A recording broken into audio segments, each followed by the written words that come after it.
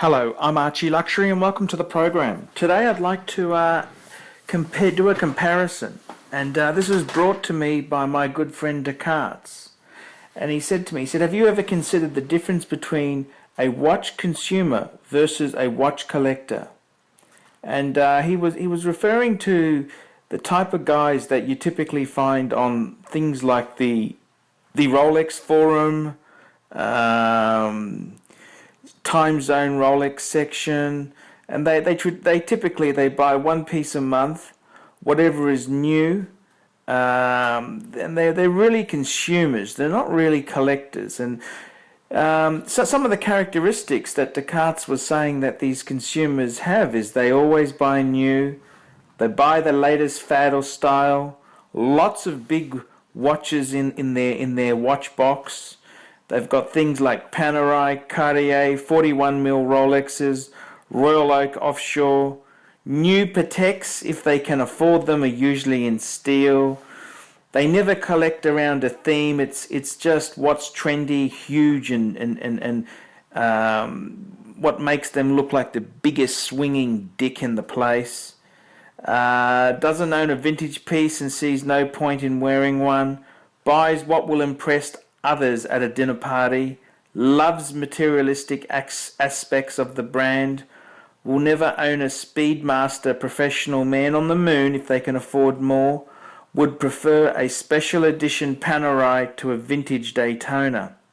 And if we compare that to the profile of a collector, the collector almost always buys used, has current and classic pieces, few, if any, watches over 39 mils.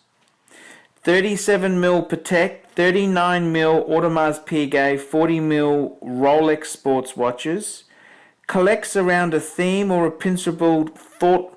A lot of thought's gone into what they collect and why. Spends hours learning about a vintage piece and its significance, then buys it. Takes pleasure in wearing an important watch that no one will even notice. Couldn't care less about materialistic aspects of the brand. Thinks the Speedies must be in his collection, and there's a sense of absence if it's not. Prefers a vintage Daytona over a special edition Panerai hands down. And this is a really, really interesting discussion here. And what do you think makes the difference between a watch consumer versus a collector? And it's a very, very interesting piece.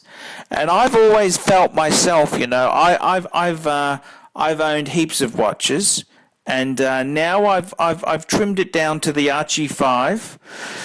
I've got two Pateks I love. I've got the white gold Patek, which really, if you're not a watch person, you wouldn't have a fucking clue what it is. It looks like a steel Longines to most schmucks out there.